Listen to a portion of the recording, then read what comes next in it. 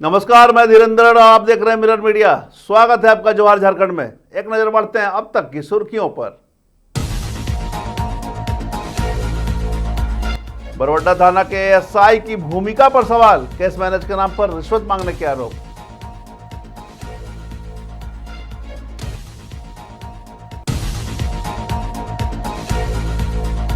देवघर में हेल्थ की पहल, निःशुल्क हार्ट न्यूरो जांच कैंप में उमड़ी भीड़।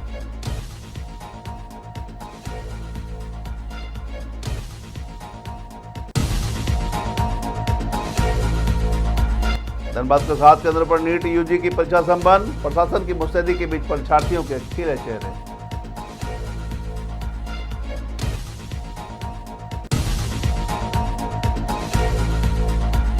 नोटा को नजरअंदाज करने पर उठे सवाल, ग्रामीण एकता मंच ने चुनाव आयोग को भेजा पत्र।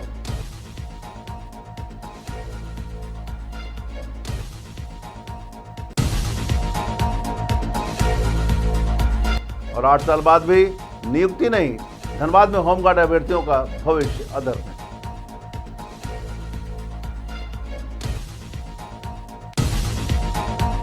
और अब खबरें विस्तार से। धनबाद के बरौडा थाना की कार्यशैली एक बार फिर विवादों में है, जहां पदस्थापित दरोगा नवल किशोर सिंह पर केस मैनेज करने के नाम पर रिश्वत मांगने और पक्षपातपूर्ण कार्रवाई के गंभीर आरोप लगे हैं। मामला गोरगा इलाके के जमीन विवाद से जुड़ा है, जहां 2 महीने पहले मारपीट की घटना हुई थी। पीड़ित विनोद साव का आरोप है कि दरोगा ने दूसरे पक्ष से 60 कर उनसे 50,000 रुपए की मांग की है और इनकार करने पर जबरन हिरासत में लेने की कोशिश की है। विरोध करने पर उनके परिवार और नाबालिग बेटे तक पर केस दर्ज कर दिया गया है। महिला के साथ दुर्व्यवहार के आरोप भी सामने आए हैं।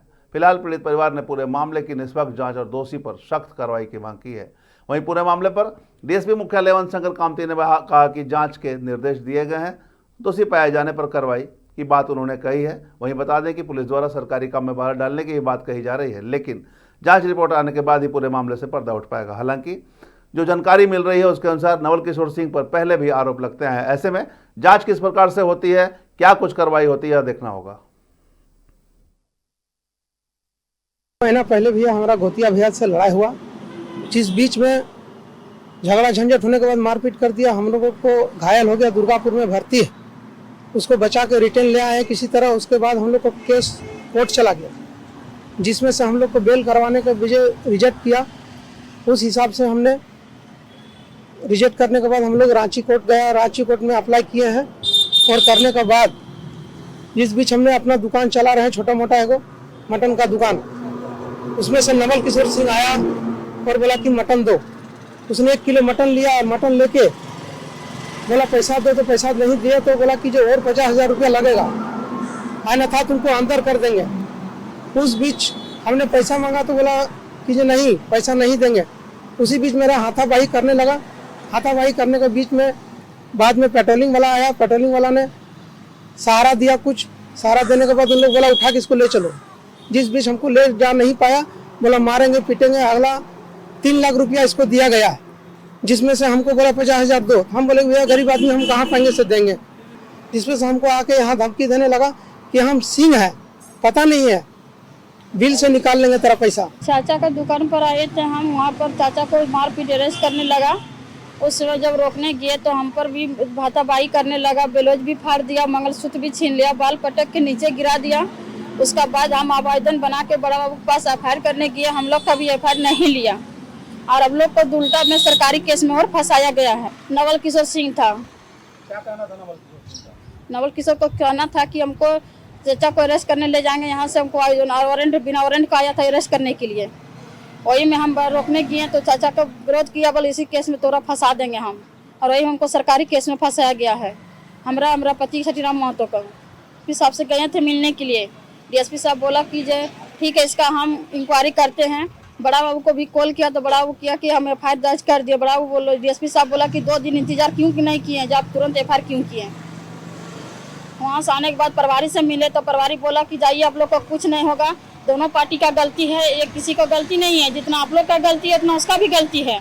ओबीसी बिल में गया और आप लोग भी सरकारी काम में विवाद डालने गए, तो इस केस में हम जाइए अपना आराम से दुकान चलाइए। ऐसा देवघर में मेडफोर्ड हॉस्पिटल की ओर से एक सराहनीय पहल देखने को मिली, जहां निःशुल्क हृदय और न्यूरो जांच शिविर का आयोजन किया गया। कैंप में शहर के साथ साथ आसपास के ग्रामीण क्षेत्रों में बड़ी संख्या में लोग पहुंचे और स्वास्थ्य जांच का लाभ उठाया। चिकित्सकों की टीम ने मरीजों की जांच कर उन्हें जरूरी परामर्श भी दिए। विशेषज्ञों का कहना है कि बदलती जीवनशैली, तनाव और अनियमित खान पान के कारण हृदय रोग के मामले तेजी से बढ़ रहे हैं। ऐसे में समय समय पर जांच बेहद जरूरी है। हॉस्पिटल की तरफ से ये दूसरा निःशुल्क कैंप है जो हम लोग देवघर और जसीडीह में लगा रहे हैं। पहला कैंप हम लोगों ने मेडिफूड क्लिनिक में लगाया था जो कुंडा में है। ये दूसरा कैंप है जो मेडिफूड हॉस्पिटल के अंदर लगाया जा रहा है और इसमें कार्डियोलॉजी की सारी सुविधा, हृदय रोग से संबंधित जितनी जांच है, जितनी तरह की जांच है, सब दी जा रही है, मरीज को देखा जाता है। उसके अलावा न्यूरोलॉजी से रिलेटेड, नस से रिलेटेड जितनी बीमारी से रिलेटेड जो भी जांच है, कंसल्टेशन भी किया जा रहा है और जांच भी जो संभव जांच है वो किया जा रहा है। आज का कैंप का मकसद ये था कि जो भी मरीज हमारे पास आए हैं उनका एक बेसिक्स पैरामीटर जो भी है एग्जामिन कर रहे हैं। कोई रूट काउज देखना कि हार्ट में तो कोई समस्या नहीं है, उसके लिए हम लोग ईसीजी का व्यवस्था किए हैं, उसके लिए बीपी मेजरमेंट करवाए हैं, शुगर का जांच करवाए हैं और कुछ क्लिनिकल जो हम लोग एग्जामिनेशन करते हैं वो। धनबाद के 7 परीक्षा केंद्रों पर नीट यूजी की परीक्षा शांतिपूर्ण संपन्न कराई गई। परीक्षा में शामिल अधिकांश परीक्षार्थियों ने पेपर को अच्छा बताया और बेहतर अंक लाने की उम्मीद जताई। परीक्षार्थी कृष्णा गोस्वामी ने बताया कि यह उनका दूसरा प्रयास है और इस बार परीक्षा काफ़ी अच्छी गई। उन्होंने उम्मीद जताई है कि वे अच्छे अंकों से सफल होंगे और आगे चलकर दिल्ली एम्स में डॉक्टरी की पढ़ाई करना चाहते हैं। वहीं परीक्षार्थी अपर्ता ने बताया कि फिजिक्स के कुछ सवाल थोड़े कठिन थे, लेकिन उन्होंने पूरी मेहनत के साथ परीक्षा दी है और अच्छे परिणाम की उम्मीद है। बता दें कि धनबाद में IIT ISM, विनोद बिहारी महतो कोयलांचल विश्वविद्यालय, BIT सिंदरी, SSLNT महिला कॉलेज, RS मोर कॉलेज गोविंदपुर, डिग्री कॉलेज जामडावा और केंद्रीय विद्यालय समेत कुल 7 केंद्रों पर परीक्षा आयोजित की गई थी। परीक्षा को शांतिपूर्वक संपन्न कराने के लिए जिला प्रशासन ने व्यापक तैयारियां की थी। डायल 112 और कंट्रोल रूम पूरी तरह सक्रिय रहे। वहीं सभी केंद्रों पर दंडाधिकारी और पुलिस बल की तैनाती सुनिश्चित की गई थी।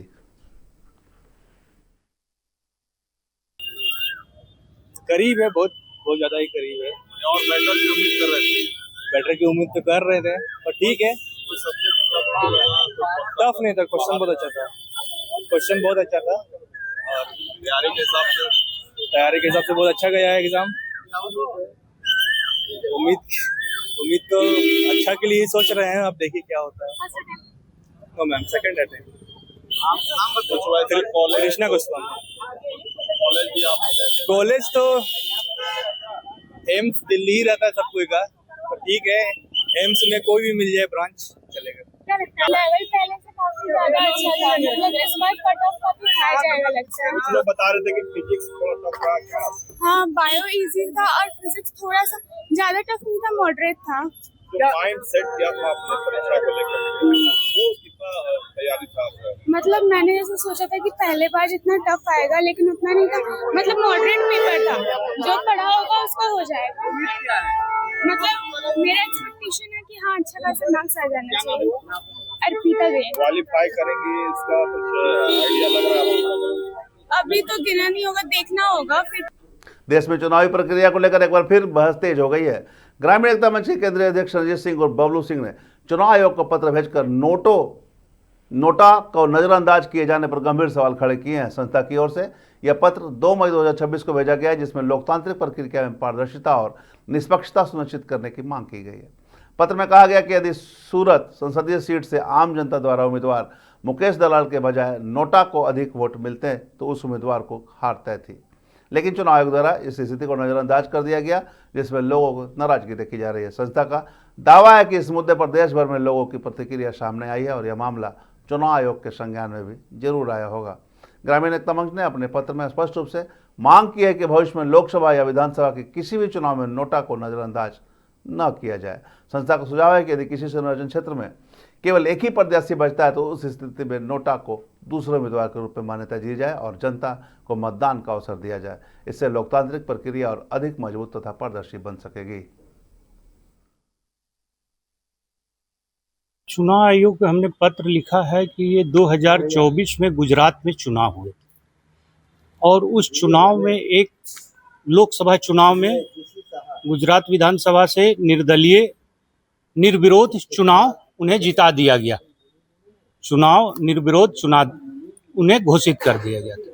और यहाँ पे जो भी उस क्षेत्र के मतदाता थे, लोग तो पहले हर एक तरह से जागरूक किया जाता है कि आप मतदान करें, ये स्कीम के तहत करे, वो स्कीम के तहत करे।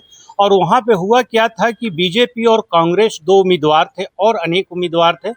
तो कांग्रेस उम्मीदवार का प्रस्तावक बैठ गया, वो अपना समर्थन वापस ले लिया, तो उससे उस समय उनको निर्विरोध चुना गया, जबकि ऑलरेडी एक नोटा कैंडिडेट के रूप में सभी लोग चुनते हैं। तो हमारा कहना था कि जब नोटा कैंडिडेट है तो चुनाव होना चाहिए, और यह नियम है कि चुनाव जो है कि नोटा को अगर अधिक मत मिले तो फिर भी वही कैंडिडेट जीतेंगे। जो अभी इस पर सुप्रीम कोर्ट में भी एक पीआई चल रहा है इस विषय को लेकर, आप गूगल में भी सर्च कर सकते हैं। तो मेरा कहना था कि आप ऐसा नियम बनाइए कि कोई भी अगर पैसे बल के बूते अपना उम्मीदवार किसी का समर्थक को वापस करा देंगे, वो आज बीजेपी सत्ता में है, कल कांग्रेस में आएंगे, परसों आरजेडी आएंगे, तो इस तरह से हम वोट किसको दें? उस क्षेत्र की जनता वोट किसको करे? धनबाद में होमगार्ड के 9 चयनित अभ्यर्थियों का भविष्य पिछले 8 सालों से अधर में लटका हुआ है। वर्ष 2017 में जारी विज्ञापन के तहत चयन प्रक्रिया पूरी होने के बाद 2018 में 709 अभ्यर्थियों की मेरिट सूची प्रकाशित की गई थी, जिसके बाद थाना सत्यापन, बैंक खाता खुलवाने, पीपीएफ, एटीएम और चेकबुक जैसी सभी औपचारिकताएं भी पूरी कर ली गई। यहाँ तक कि प्रशिक्षण के लिए मेरिट लिस्ट भी जारी कर दी गई थी, लेकिन इसके बावजूद अब तक न तो प्रशिक्षण शुरू हुआ और न ही सेवा में योगदान कराया गया। अभ्यर्थियों का आरोप है कि प्रशासनिक लापरवाही और दस्तावेज गुम होने के कारण उनकी नियुक्ति अटकी हुई है। अब सभी अभ्यर्थियों ने सरकार से जल्द बहाली और ट्रेनिंग शुरू करने की मांग की।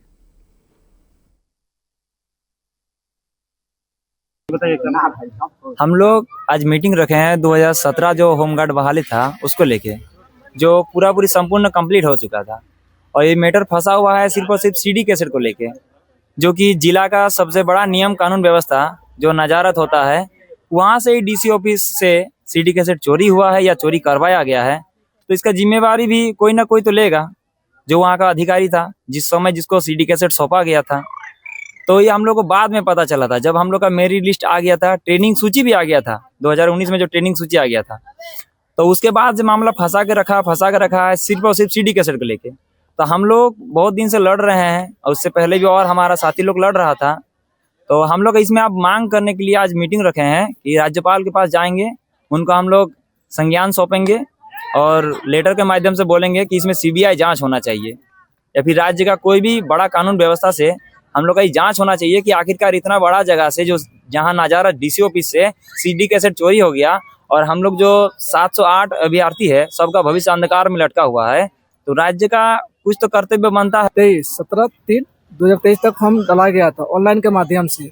इसके बाद फिजिकल हम लोग का रेलवे ग्राउंड में लिया गया, और हीरापुर ब्रांच में हमने का खाता भी खुलाया गया, जिसमें सैलरी अकाउंट भी लिखा गया होमगार्ड सिल्वर, और पीपीएफ खाता भी खुलाया गया। उसके पश्चात हम लोग का मेडिकल भी कराया गया, सदर अस्पताल और पीएमसीएच से दोनों जगह से हम लोग का मेडिकल कराया गया। उसके बाद ट्रेनिंग लिस्ट भी चिपकाया गया, और ट्रेनिंग का जब भेजने का बारी आया तो कैसेट का मांग कर दिया गया। और हम लोग मुख्यमंत्री और राज्यपाल से एक गुहार लगाते हैं यहाँ की। जोहार झारखंड में अब तक बस इतना ही। देश और दुनिया के तमाम खबरों के लिए बने रहे मिरर मीडिया के साथ।